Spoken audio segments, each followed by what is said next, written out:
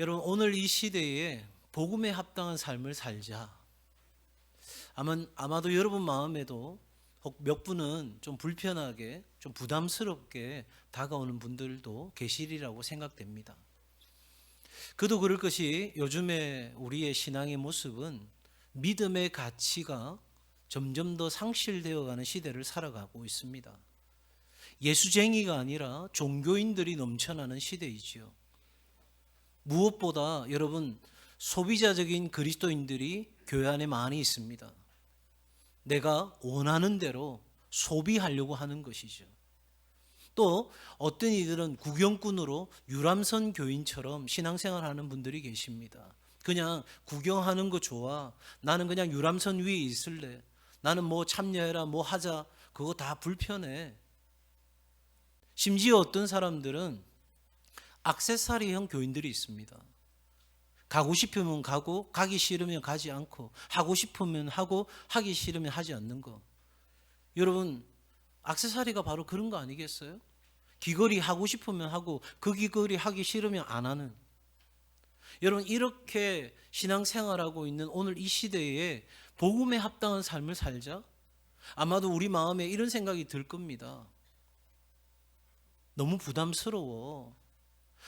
내가 신앙생활하는 거 마음 편해지고 사랑받고 위로받고 격려받고 그래서 마음이 참 행복했으면 좋겠다 싶어 신앙생활하는데 복음에 합당한 삶?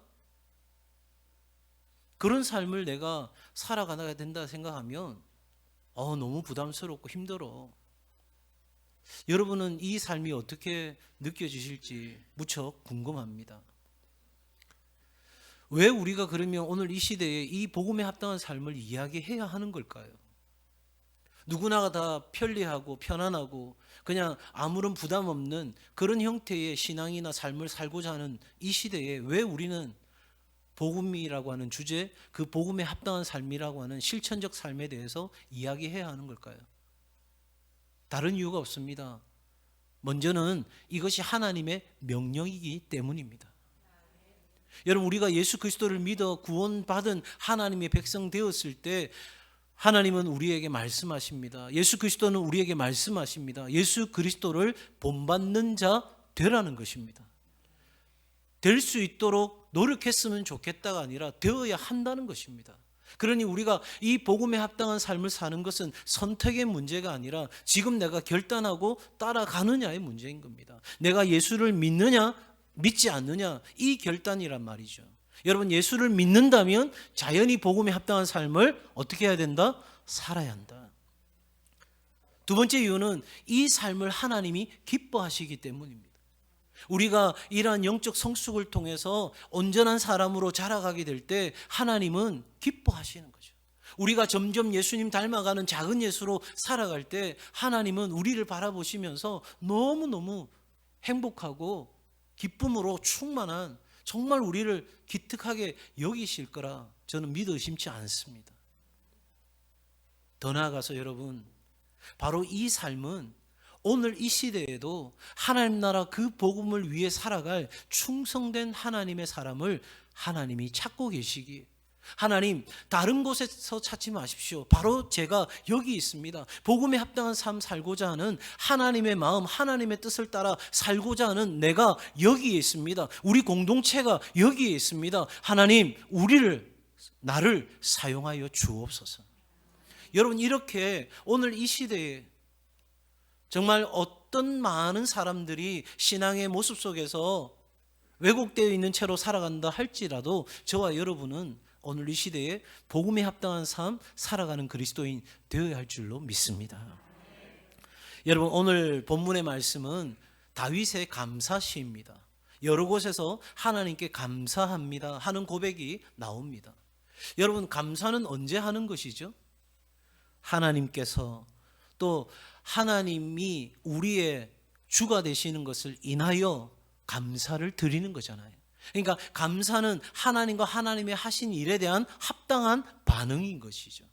그러면 그 감사를 우리의 삶의 자리로 가져오게 되면 예수 그리스도를 믿어 구원 얻은 우리의 합당한 반응은 복음에 합당한 삶을 사는 것이다.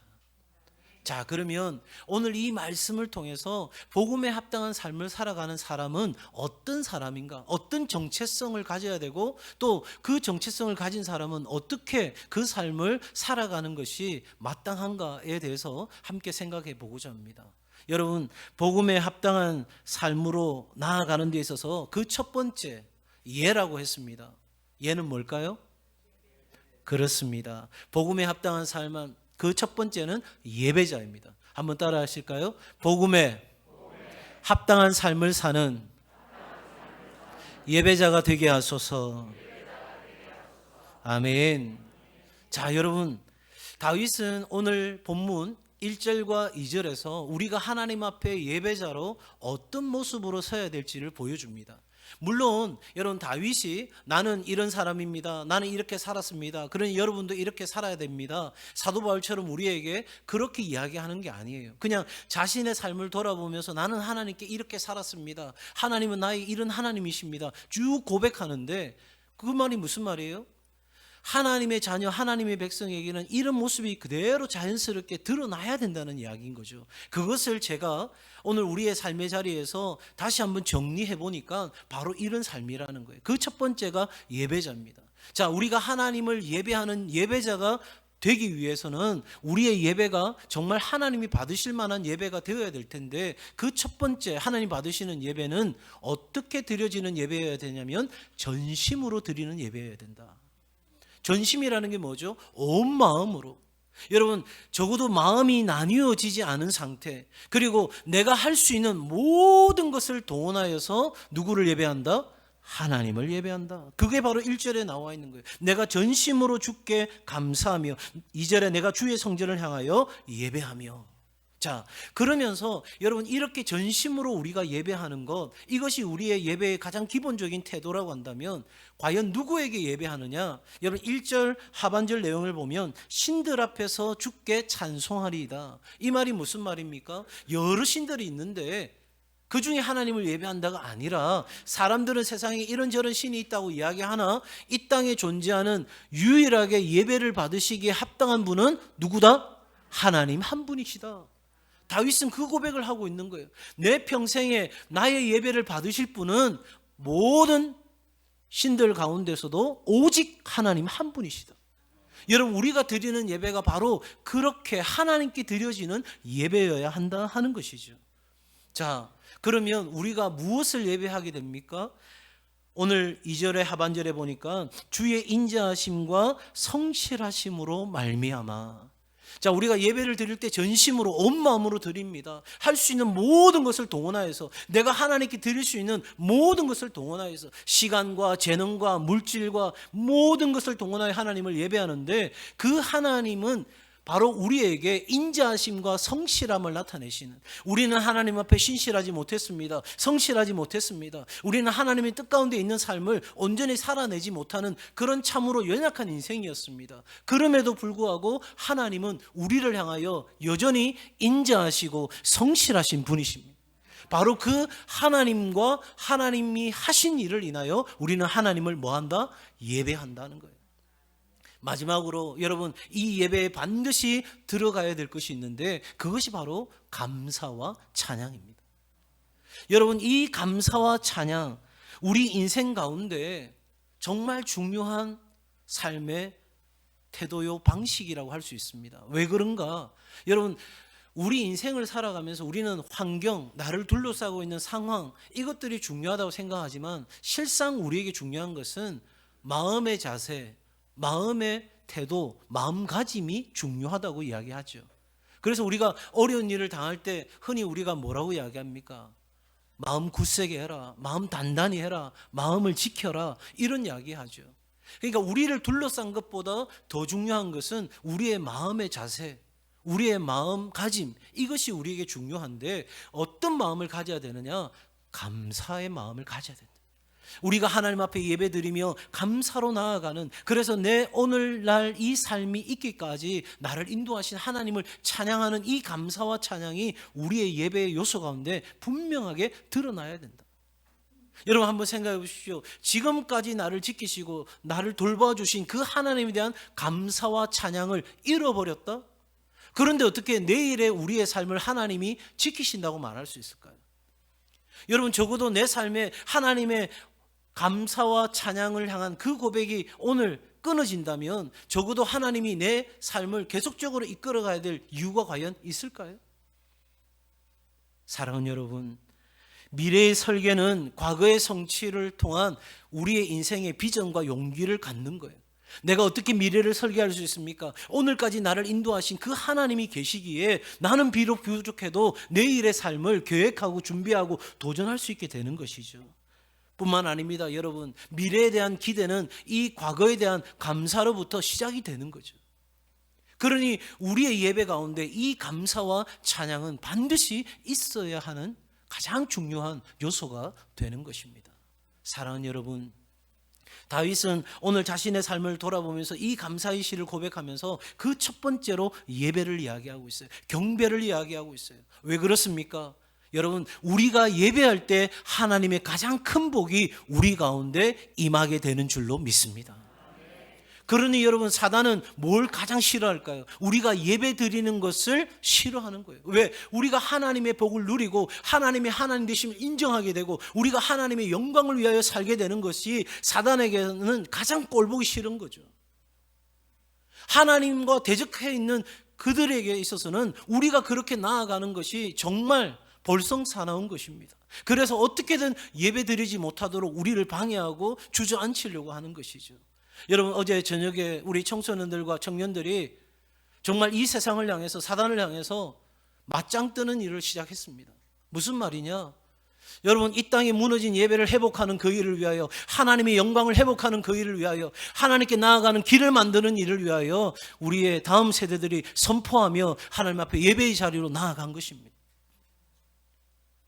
여러분, 우리의 다음 세대들이, 우리의 자녀들이 이 치열한 영적 전쟁을 선포하고 나아가는데 부모 세대의 기도가 없이 될 수 있는 일입니까?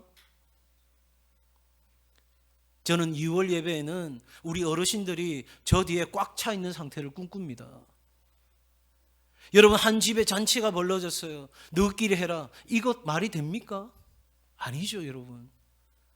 우리의 다음 세대들이 피 흘리기까지 영적 싸움을 싸우기로 결정하고 나아가는데, 이 사단과 싸우는데 내가 찬양을 몰라도, 내가 찬양할 수 없어도 내 사랑하는 자녀들을 위하여 정말 간절히 기도하는 그 예배 가운데 영적 임재가 충만하기를 여러분, 그렇게 간구하는 주의 부모 세대가 있어야 하는 거 아닐까요?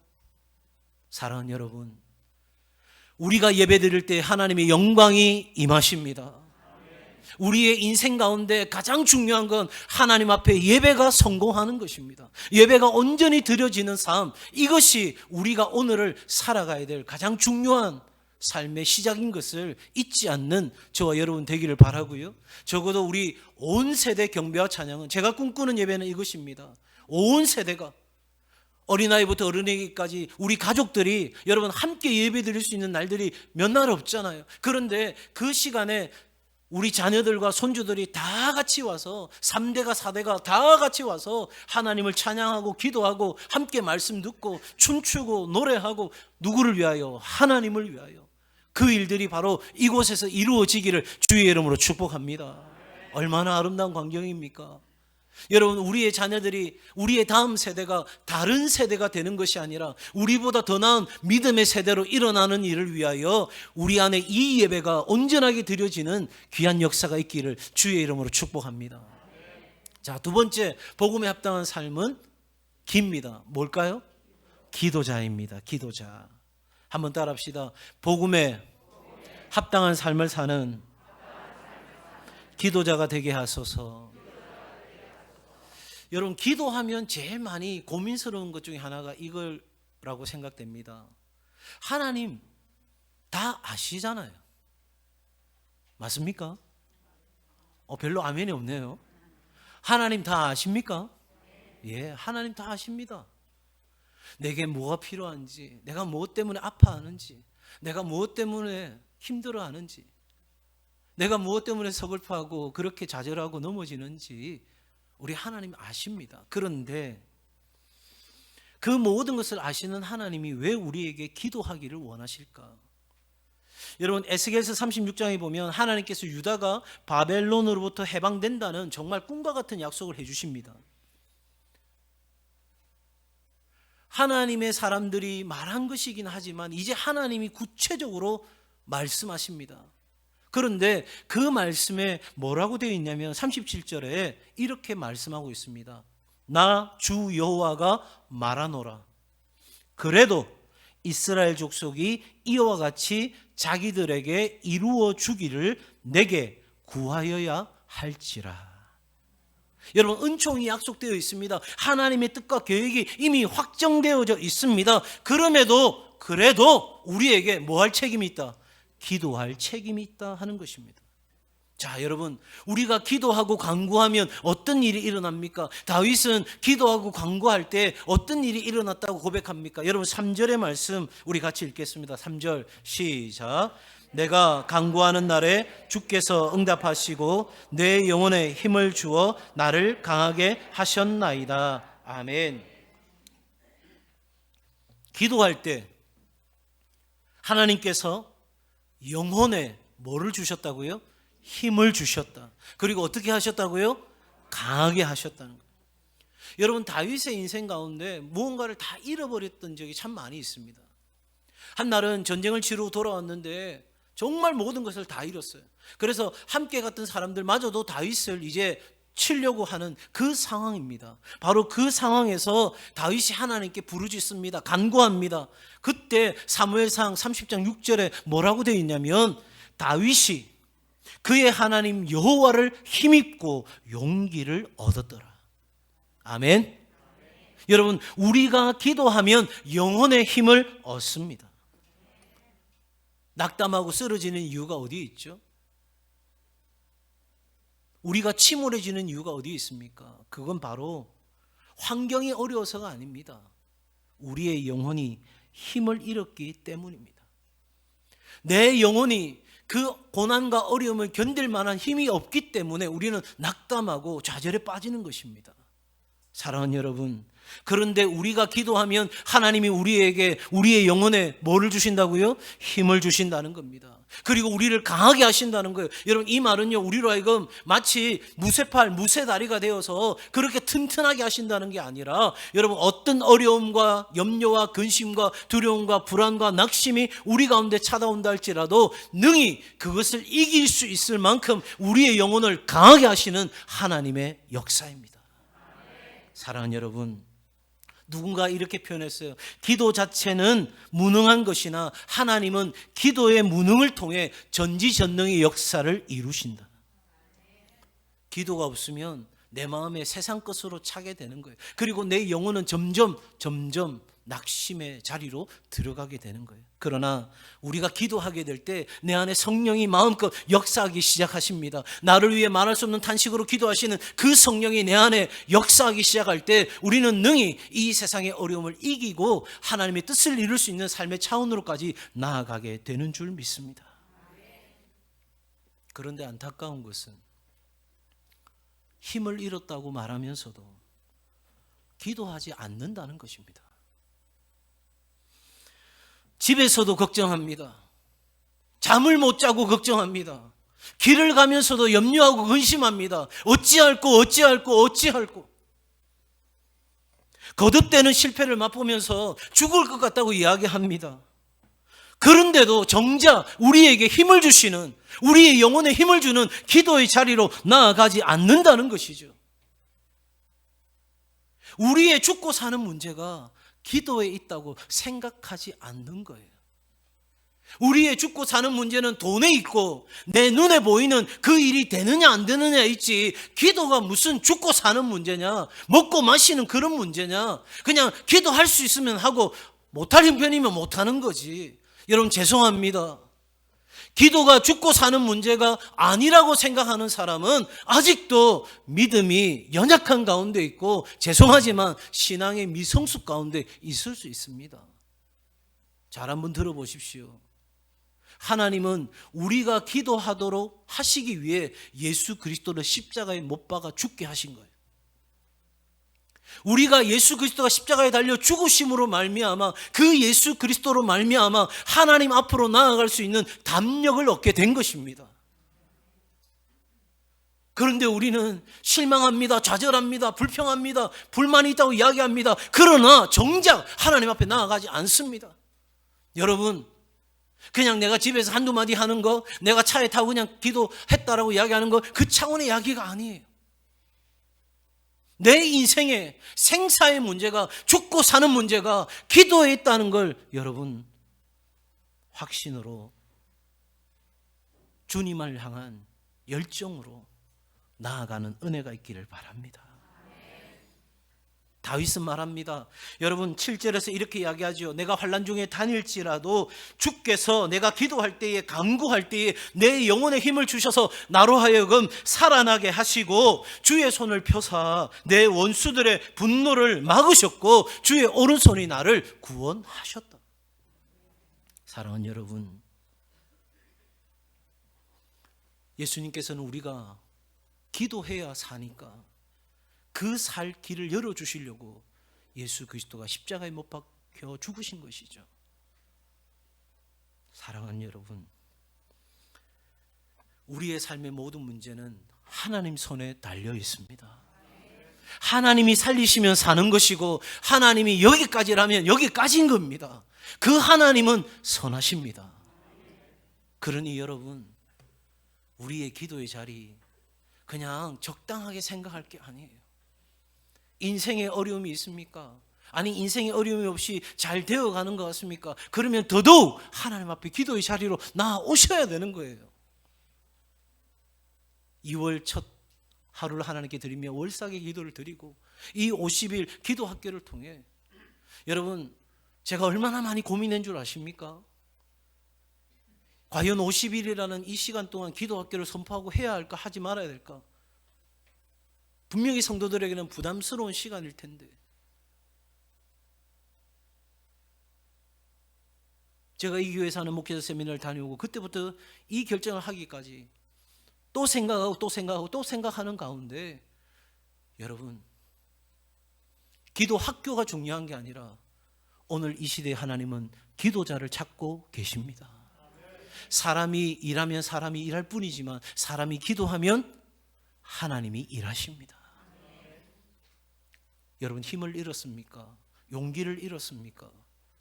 인생의 염려와 낙심과 걱정과 근심이 가득하십니까? 그렇다면 아무 생각 마시고 하나님께로 나아와 기도와 간구의 자리에 있으시기를 주의 이름으로 축복합니다. 꼬여져 있는 실타래 내가 풀 수 없어요. 하나님이 푸시면 순식간에 해결됩니다. 오늘도 기도의 삶으로 그 강력한 능력을 경험하며 살아가는 우리 성도들 될 수 있기를 바랍니다. 자, 세 번째 복음에 합당한 삶은 뭘까요? 전입니다. 예, 전도자입니다. 전도자.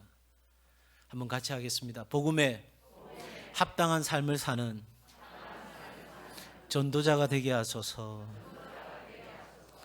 자, 여러분, 오늘 4절과 5절의 말씀을 우리 같이 읽겠습니다. 시작. 여호와여, 세상의 모든 왕들이 주께 감사할 것은 그들이 주의 입의 말씀을 들음이오며 그들이 여호와의 도를 노래할 것은 여호와의 영광이 크심이니이다. 아멘. 세상의 모든 왕들이 주께 감사할 것은 그들이 주의 입의 말씀을 뭐하며? 들었다. 여러분, 믿음은 어디에서 나죠? 들음에서 납니다. 그런데 그 듣는다는 것은요, 그냥 귀로 듣는 것 차원의 이야기가 아니라 말씀을 들을 때라는 거예요. 여러분, 적어도 우리의 삶에 있어서 가장 온전한 삶을 살게 하는 것은 말씀 중심적 삶을 사는 것입니다. 자, 그러니까 여러분, 이 세상 모든 왕들이, 이 세상 모든 사람들이, 지금으로 우리 말하면 모든 열방이 하나님을 알게 되는 일, 어떻게 일어납니까? 먼저는 하나님의 자녀된 우리가, 다윗 같은 우리가, 정말 오늘 복음에 합당한 삶을 사는 우리가 하나님의 말씀을 뭐 할 때? 들을 때, 우리 안에 뭐가 생겨요? 믿음이 생기는 거예요. 우리 안에 확신이 생기는 거예요. 그래서 하나님을 예배하고 기도하는 가운데 하나님의 역사를 경험하게 되는, 다시 말해서 말씀이 내 삶의 아멘이 되므로 우리의 삶의 실천적 자리에서, 실천적 삶의 영역에서 하나님의 살아계심을 온전히 경험하게 되니, 그 경험된 하나님을 우리는 세상에 나아가서 뭐 할 수밖에 없어요? 전할 수밖에 없는 거예요. 여러분, 그 삶이 우리 안에 나로 하여금 가만히 내버려 두지 않는 거죠. 그래서 다윗은 꿈꾸는 거예요. 세상의 모든 왕들이, 세상의 모든 사람들이 이 하나님을 알게 되기를. 여러분, 전하지 않는데 어떻게 알게 됩니까? 그러니 우리 모든 그리스도인들의 가장 핵심적인 삶의 기본적인 원리는, 한번 따라 할까요? 말씀을 알고 말씀을 전하자. 여러분, 이것이 우리의 삶의 가장 기본적인 순환의 원리인 거예요. 하나님 말씀 배우고, 하나님 말씀 듣고, 하나님 말씀 알아서 깨달아서 그 말씀대로 살아감으로 하나님 역사를 경험하고, 경험되어진 그 하나님을 세상 가운데 전하고, 그 전하기 위해서 다시 하나님 앞에서 우리에게 소망의 이유를 묻는 사람들에게 전할 말씀을 듣고 배우고 또다시 적용하고 실천하고 전하는 이 삶의 반복이 복음에 합당한 삶 살아가는 우리에게 요구되는 삶이다. 여러분, 전도는 막 어려운 것이 아니라 그냥 내 옆에 있는 사람에게. 얼마 전에 어느 목사님들 모이는 모임 자리에 갔는데 그 교회에 한 분, 새로운 분이 등록을 하셨대요. 그래서 목사님이 아이고 반갑다고, 어떻게 교회 오시게 됐냐고 했더니 그 등록하신 분이 그러더래요. 목사님 보고, 저보고 교회 오라고 했잖아요. 에? 아무리 봐도 모르겠더래요. 그래서 목사님이 마스크 내려보라고 내렸더니 목욕탕에서 만나가지고 우리 교회 한번 오라고 했는데 그분이 진짜 오신 거예요. 볼 거 못 볼 거 다 본 사이인 거죠. 여러분, 그냥 내 안에 계신 하나님, 내 안에 역사하시는 하나님, 내 안에 말씀으로 나를 감동시키시는 그 하나님, 그냥 그 하나님 있기에 목욕탕이면 어때요? 화장실이면 어때요? 어디든 여러분, 하나님 마음 감동 주시면 그냥 그 말씀 알고 그 말씀 전하는 전도자의 삶 살아가는 우리 모두가 될 수 있기를 바랍니다. 마지막으로 사입니다. 사. 복음에 합당한 삶 뭘까요? 예, 사명자입니다. 사명자. 한번 따라 하십시다. 복음에 합당한 삶을 사는 사명자 되게 하소서. 오늘 본문 7절에 보면 다윗이 이렇게 이야기합니다. 내가 환난 중에 다닐지라도. 자, 여러분, 다윗이 그냥 목동으로, 목자로 살았다면 그냥 하루 일어나서 뭘 하고 뭘 먹고 어떻게 살까, 이 정도 고민이 있었겠죠. 그런데 다윗은 환난 중에라고 이야기합니다. 왜 환난을 당한 거죠? 왜 고난을 받고 고통을 겪어야 했습니까? 이유는 딱 한 가지입니다. 하나님의 뜻, 하나님의 사명을 감당하려고 결정하는 순간 그의 삶은 원치 않는 환난과 고난이 따라온 것입니다. 사울이 자기를 죽이려고 혈안이 되어 있습니다. 여러 가지 많은 전쟁을 겪어야 되는 위험의 상황들을 다윗은 그대로 경험할 수밖에 없었던 인생이었습니다. 여러분, 우리도 마찬가지입니다. 오늘 이 시대를 살아가는 것, 앞서도 제가 말씀드린 것처럼 여러분 여전히 소비자로 살아가는 그리스도인, 여전히 구경꾼으로, 유람선 교인으로, 액세서리 같은 신앙생활로 살아가고자 하는 사람에게는 오늘 제가 말하는 이 복음에 합당한 삶, 예기전사의 삶은 어쩌면 굉장히 불편하고 별로 매력적으로 느껴지지 않는 그런 삶일 수 있습니다. 내가 하나님 나라 그 복음을 감당하는 사명자로 산다. 내가 정말 주의 복음을 세상 가운데 전하는 그 일을 위해서 내 삶의 자리에서, 내 영역에서 그 일을 감당하며 산다. 여러분, 이 사명이라는 거 너무너무 어렵게 다가올 수도 있습니다. 그러나 이 삶은 선택의 문제가 아니라 우리의 결단의 문제인 것입니다. 하나님은 오늘 이 복음에 합당한 삶으로 저와 여러분을 불러주신 줄로 믿습니다. 그럴 때 이 다윗은 그의 삶의 부족함을 보았던 거죠. 내가 얼마나 연약하고 내가 얼마나 낮은 자리에 하나님 없이는 살 수 없는 존재라는 진정한 겸손을 발견하게 된 겁니다. 그래서 6절에 이렇게 이야기합니다. 여호와께서는 높이 계셔도 낮은 자를 굽어 살피시며. 자기가 어떤 자가 되었다는 거죠? 낮은 자가 되었다는 것입니다. 물이 높은 데서 낮은 데로 흐르는 것처럼 이 겸손은 하나님의 은혜를 담아내는 그릇입니다. 우리가 겸손히 주님 앞에 나아갈 때 하나님의 그 놀라운 은총을 온전히 경험하게 되는 줄 믿습니다. 사랑하는 여러분, 오늘 이 시대 하나님은 우리를 부르고 계십니다. 정말 남김없이 후퇴 없이 후회 없이 살아갈 하나님의 사람들, 그 사람들을 이 시대에 보기 원하십니다. 그래서 우리에게 물으시죠. 내가 믿음을 보겠느냐? 내가 정말 복음에 합당한 삶을 살고자 하는 바로 그런 사람을 내가 찾을 수 있겠느냐? 물으실 때에 저와 여러분이 바로 그 사람 되기를 주의 이름으로 축복합니다. 사랑하는 여러분, 정말 오늘 이 시대에 찾으시는 하나님의 사람, 복음에 합당한 사람은 감사와 찬양으로 나아가는 전심으로 하나님을 예배하는 예배자, 정말 믿음과 확신 가운데서 기도할 때, 간구할 때 하나님이 영원해 주시는 힘을 얻고 강건함을 입어 강하고 담대하게 나아가는 기도자, 그리고 하나님 앞에 말씀을 듣고 그 말씀을 전하는 전도자의 삶을 살며 겸손과 헌신의 사명자로 살아가는 바로 그 사람, 오늘 그 사람이 이 시대 하나님 나라 복음을 위해 사는 사람인 줄로 믿습니다. 이 사람은 하나님 나라 위해 살기에 자기 일에 얽매이지 않습니다. 자기를 드러내는 일보다 하나님의 이름을 영화롭게 하는 일에 자신의 삶을 드립니다. 그것이 자기에게 있어서 최고의 보람이고 행복이라 여기며 살아갑니다.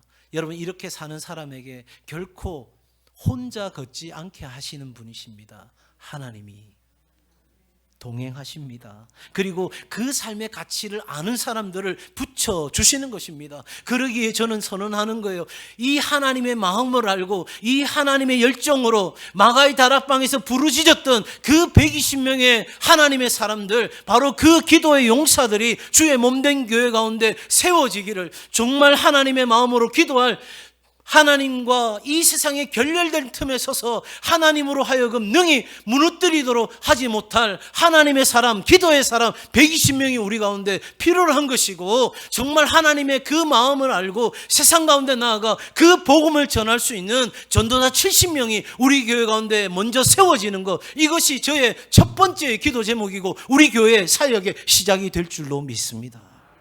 사랑하는 여러분, 이 복음에 합당한 삶을 사는 사람에게 오늘 정말 멋진 약속이 준비되어 있습니다. 나는 희생하고, 나는 권리를 포기하고, 기꺼이 대가를 지불하고, 그렇게 복음에 합당한 삶을 살고자 할 때, 여러분 8절 말씀입니다. 8절 같이 읽습니다. 시작. 나를 위하여 보상해 주시리이다. 여호와여, 주의 인자하심이 영원하오니 주의 손으로 지으신 것을 버리지 마옵소서. 우리가 복음에 합당한 삶을 살면 여호와께서 복음에 합당한 삶을 사는 나를 위하여 뭐 해주신다?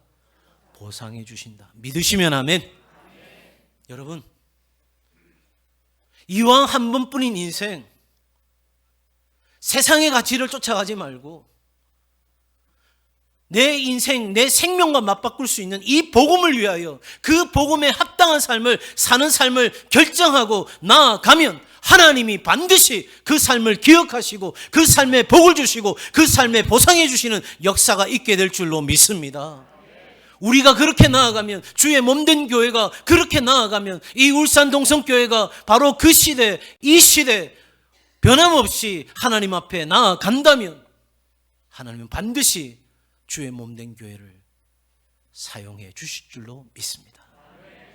저와 여러분 모두가 오늘 이 시대에 하나님이 찾으시는 복음에 합당한 삶, 예기전사로, 예배자로, 기도자로, 전도자로, 사명자로 살아가는, 그것이 너무나 내 삶에 체질화되어져서 굳이 내가 말하지 않아도 내 안에 끊임없는 예배와 기도와 전도와 사명이 내 안에 어우러지는, 그것이 내 삶 자체가 되어지는 우리 모든 성도들 되시기를 주의 이름으로 축복합니다.